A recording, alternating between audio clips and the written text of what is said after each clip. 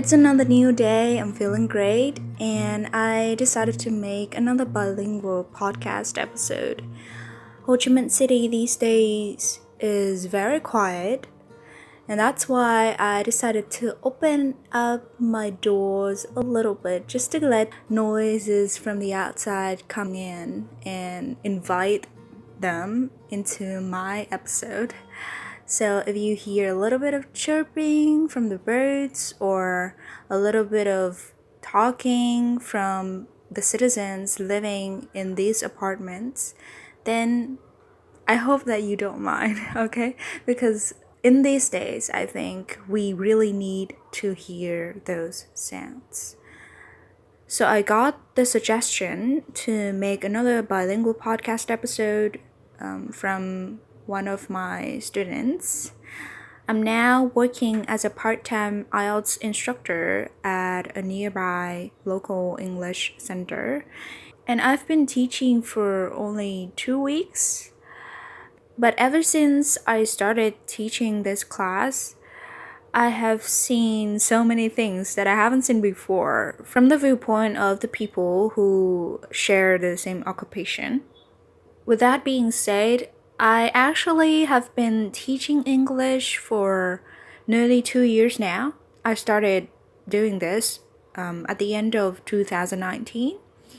It was when I got my first IELTS certificate, and most of the students are my friends or friends of my friends. Usually my classes are pretty small. They consist of maybe 1 to 4 people. Now that I'm teaching in an English center, I have to manage a class of 23 to 25 students, and it overwhelmed me a little bit at first, but then I got used to it, yeah. So I'm going to share with you why I felt overwhelmed at first and my personal perspective on this job and the teaching career as a whole. Alright, so let's get started. So apart from working at this English center, I also teach my friends, and most of them are graduates or university students. So when I get back to meeting those kids again, those who are under 18, those who are 12, 11th graders, it makes me realize that they really have to learn a lot. They study a lot from morning to night, I think. So many of them stayed up really late to do my homework, and after my class ends at around 7:45 p.m., they immediately have to switch to another class, which lasts for another 2 hours or 1 hour and a half. And that made me realize that I was so lucky when I was a high schooler because I didn't have to attend any extra classes. I remember that I only took maybe one extra class after school, but it took only around 1 hour and a half, and I only had to study for twice or 3 days a week for a really short period of time. And now seeing everyone, every student, having to work night and day to learn this and that, maths and physics, and then chemistry, and then English. I don't know. I feel a little bit worried for them. Maybe I don't want them to study that hard, because every teacher would say that the subject that they're teaching is so important, so irreplaceable, that students have to learn them nevertheless. But actually, I would recommend to students that if you think that you're so stressed out with the amount of homework that you have to do every day, then you don't have to take another extra class. I mean, if there's one student in my class who says that Oh, I'm sorry, miss. I can't do your homework today. I can't finish the task because I have so many other classes and so many other tasks from other classes to complete. Then I would say it's alright. Yeah. If you want to drop out the class, then that's fine. Just tell the English center that you cannot keep up with this anymore and free yourself. I mean, I teach English and I know how important it is to learn this language, but I don't want to put any more pressure on the kids. I mean, it really reminds me of who I was when I was in high school. I didn't realize that my friend at the time learned so much and studied so much like that because I was the brightest kid in the class and I didn't have to try hard. I didn't have to try so hard as my friends to get ahead in the class. And I still like ranked first or second or at least third in the class every single semester. And yeah, I guess I was blessed with intelligence or something, maybe. And I felt really glad that my parents didn't push me to go to extra classes when I was a kid. Yeah. The second point that I want to make is teachers are learners. So, yeah, teachers make mistakes. I know some students, and maybe the society may say that you're a teacher, you're supposed to know this, but in reality, we're just lifelong learners, guys. We can't know everything. And when I teach like another language like this, it's not my first language. And sometimes when students submit their homework, I found out that there are phrases that I've never seen before, and I was so excited to learn something new that I look up that phrase on Google to see if it's correct or not and what it means. So after a while, I realized that there are so many phrases that other teachers teach them or that they obtain from somewhere that I didn't know at the time. And it's alright, I just have to align a little bit better with my students to understand what they use and also why they use the language like that. In reality, even native speakers stumble a little bit about whether or not they should use this word or this phrase in this particular situation. There are so many questions like that on different platforms and forums that I've found on Quora, on Reddit, or on High Native or Language Exchange or something. I mean that those things, you cannot find them on a dictionary. It's really fun and fascinating to see so many other people who are native speakers struggle with, using the language, using their own mother tongue. And I felt like, oh, I don't have to be ashamed of my English level. I know enough to teach somebody else.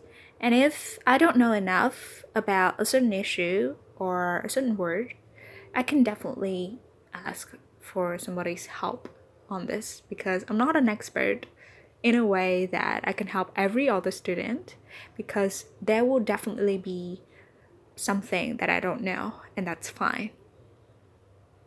Okay. And so my third point is actually teaching is much more time consuming than it looks. Especially when you work for an English center, the standards are high and you have to try your best to fulfill the criteria, the requirements that they have. And also you have to follow regulations. So the time that I spend on teaching, the real 2-hour lesson, is actually much less time consuming than the work that I have to do in order to prepare for that.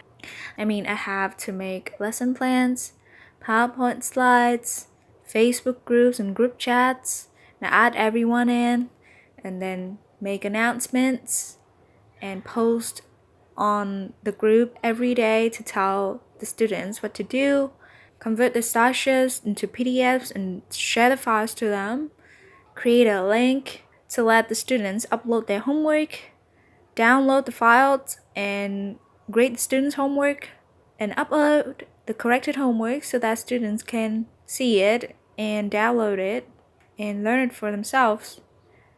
That is a lot of work, and that takes so much time. And I mean, having done this, I felt a little bit more empathetic towards my teachers, especially literature teachers. They had to grade so many assignments, and it took them so much time to do it. And now I understand why. And I really appreciated when teachers gave me comments on my assignments because it shows that they care. And although they have to manage a class of like 48 to 52 people, they still nailed it. And then, like, although their handwriting is not that easy to read, but it's full of really constructive feedbacks. And I felt like I wanted to do the same for my students.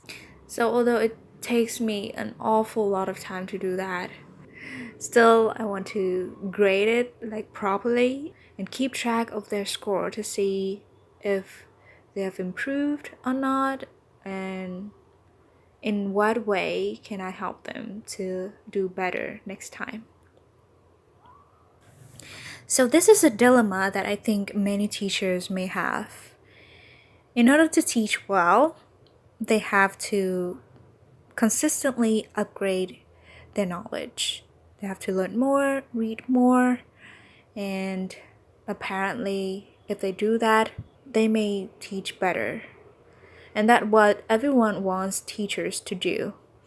But in reality, because they have to spend so much time teaching and preparing for lessons, it makes that seem impossible. I mean, I'm only 24. I don't have my own house. I don't have my own kids to feed and to take care of. So it is a little bit easier for people like young teachers like me to learn something new. But for all the teachers who don't have a high salary or who are underpaid and still have to take care of their families, I think it's very hard for them to do so.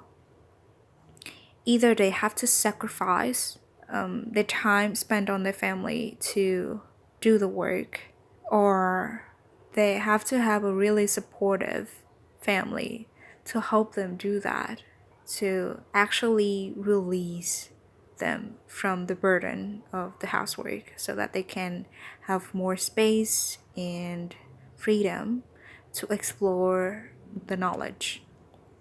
Because actually, the more you teach, the more anchored you become in that particular subject and at that particular level. This is how I feel like when I teach beginners. So the longer time I spend teaching a beginner, the more of a beginner I feel of myself. Usually when I teach beginners, sometimes I feel like I make really bad sentences. They actually feel like fragments, and I cannot use like academic words, and I am so disappointed of myself when I feel like I have made that mistake again. But after that, if I teach advanced students again, I become a whole other person. I don't know how to say this, but I speak so fluently and so wisely when I talk to advanced students, especially when they ask me hard questions on pressing issues. That's really terrible, I know. But I still have to teach beginners. I like them, and I want to help them get a good education. I cannot be so picky because right now I'm not an expert in this. Please forgive me if I make mistakes, because yeah, although I have tried a lot, but sometimes I cannot like control myself when I say, and after that when I have heard myself twice or three times, I would realize that, oh, you did a terrible job at being a teacher. those are the feelings that I have when I am a teacher. I'm really, this is really tickling my mind. I mean, I don't consider myself to be a teacher yet, so I would just call myself a tutor or an instructor or a person who teaches English. And I think in order to be called a teacher, it takes so much more than just this. Yeah, I would have to work a lot to earn that title. Yeah, so that's what I think. Ok, mình đã trở lại rồi và hôm nay mình làm một tập podcast bằng 2 thứ tiếng.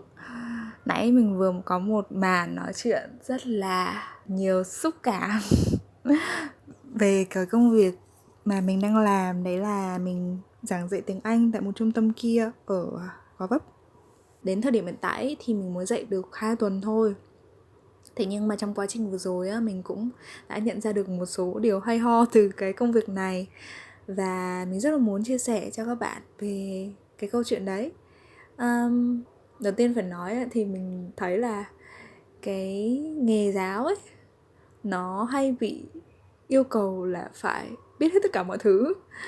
Kiểu như là mấy thầy cô khi mà tham gia một chương trình truyền hình gì mà không có thể trả lời được một câu hỏi, 2 câu hỏi gì đó thì sẽ bị cộng đồng mạng kiểu lên án là tại sao mà là giáo viên mà không có biết cái đấy cơ bản quá mà.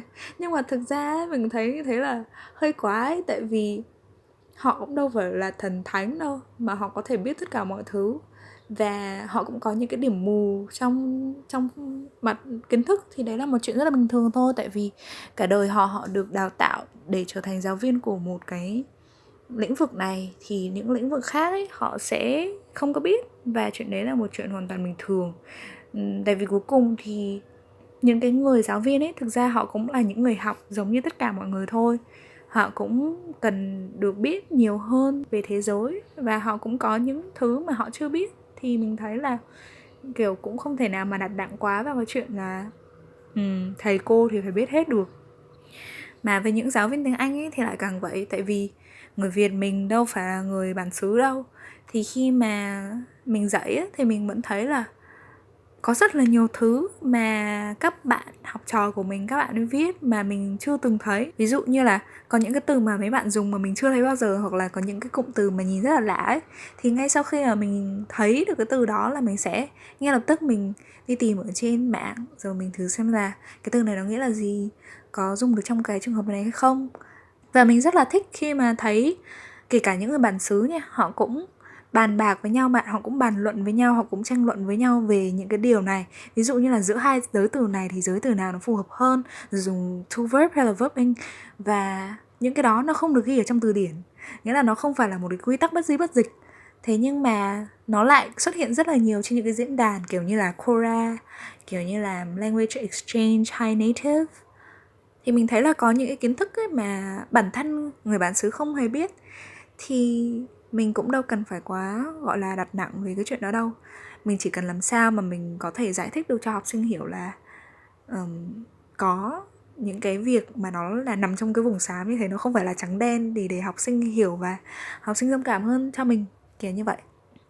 Từ trước đến giờ khi mà mình dạy học ấy thì mình dạy chủ yếu là freelance, và mặc dù mình đã dạy được gần 2 năm rồi, nhưng mà các lớp của mình á thì là những lớp rất là nhỏ, chỉ khoảng từ 1 bạn đến 4 bạn thôi. Nên là bây giờ khi mà phải đùng một cái nhảy sang dạy một lớp mà có 23, 24 người thì mình hơi bị choáng một tí ở trong khoảng thời gian đầu. Nhưng mà sau đó mình đã kiểu thoải mái hơn rồi, mình đã bắt nhịp được với các bạn hơn rồi. Thì mình thấy là các bạn phải học nhiều quá. Nghĩa là đối tượng mà mình dạy trước đây thì là sinh viên đại học và các bạn mà đã ra trường ấy.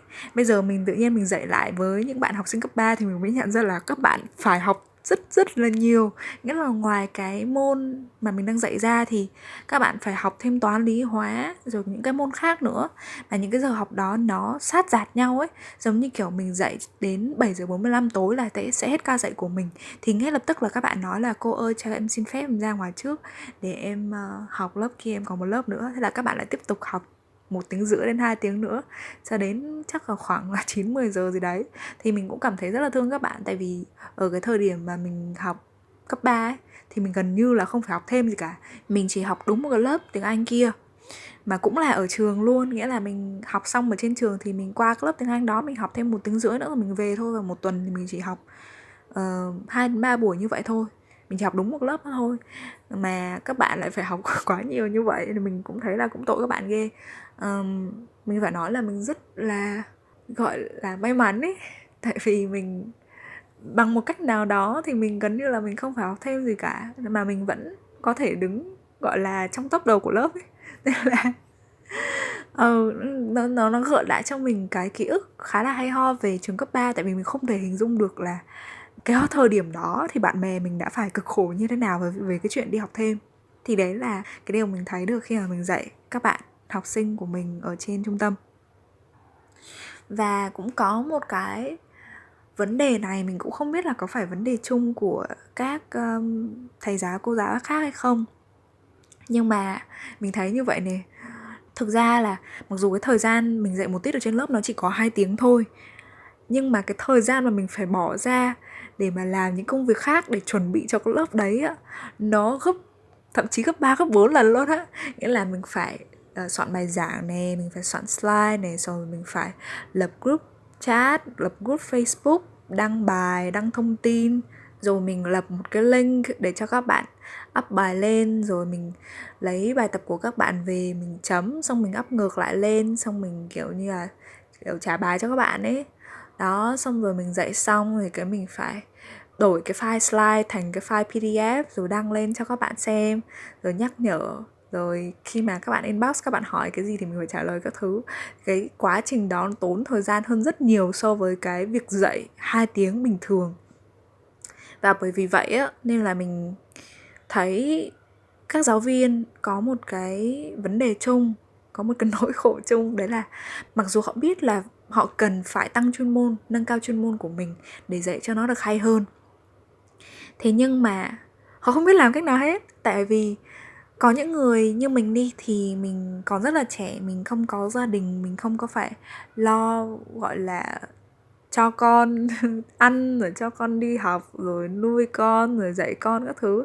Mình không phải dành quá nhiều thời gian để chăm lo cho gia đình như vậy, nên là mình vẫn còn thời gian để mình nghiên cứu thêm đi, chẳng hạn như vậy. Thế nhưng mà sẽ có những thầy cô khác, họ có thể là họ lớn tuổi hơn, họ có gia đình rồi, hoặc là cái lương của họ nó không đủ để mà họ có thể trang trải cuộc sống, thì khi đó họ lại càng phải dạy nhiều, họ càng phải dạy nhiều thì họ càng phải dành nhiều thời gian cho nó. Thì cái khoảng thời gian còn lại để họ đã dành hết cho gia đình rồi thì rất là khó để cho họ có thể kiểu nâng cao cái khả năng mà dạy của họ, hoặc là học hỏi thêm một cái điều gì đó mới, đọc sách, nghiên cứu thêm. Nếu như mà họ muốn ấy, thì họ bắt buộc phải đánh đổi. Đó là họ phải đánh đổi, họ bớt chăm lo cho gia đình hơn, hoặc là trong gia đình của họ phải có những người mà chịu hỗ trợ cho họ về cái chuyện đó, thì họ mới có đủ cái thời gian và họ đủ cái sự tự do để họ có thể học hỏi thêm được. Và như thế thì cái trình của họ nó mới nâng cao được. Mà trong khi đó nha, mình cảm thấy là cái việc dạy nó bào khá là nhiều cái tư duy của mình ấy. Mình không biết phải nói cái này như thế nào, nhưng mà bình thường mọi người khi mà làm một cái việc gì đó quá nhiều ấy, quá nhiều lần ấy, thì mọi người sẽ giỏi, đúng không? Thì thực ra với cái nghề dạy, nếu mà mình dạy càng nhiều thì mình càng có kinh nghiệm giảng dạy nhiều hơn, mình càng có kinh nghiệm đứng lớp nhiều hơn, quản lý học sinh nhiều hơn. Thế nhưng mà ở cái chiều ngược lại ấy, thì cái tư duy và cái trình độ của mình nó sẽ bị neo bởi học sinh. Ví dụ như mình dạy các bạn beginners, các bạn kiểu lấy lại căn bản, hoặc là một số bạn mà trình độ khoảng A1, A2 ấy, thì khi mà mình nói chuyện với các bạn, mình có thể cảm thấy được là những cái câu nói của mình nó không hay một tí nào ấy. Nó kiểu nó cứ bị ngắt quãng này, rồi dùng từ không chắc chắn này, rồi nhiều lúc thậm chí mình còn bị mất tự tin nữa cơ. Rồi mình cảm thấy là tại sao mày có thể nói một cái câu chán như vậy được ấy, trong khi mà mày 800 không IELTS mà Nhi. Đó, xong rồi đến cái lúc mà mình dạy lại các bạn advanced, các bạn nâng cao, và các bạn mà theo kiểu trình độ cỡ B2 cho đến C1 ấy, thì mình lại thấy mình giống như một con người khác hẳn.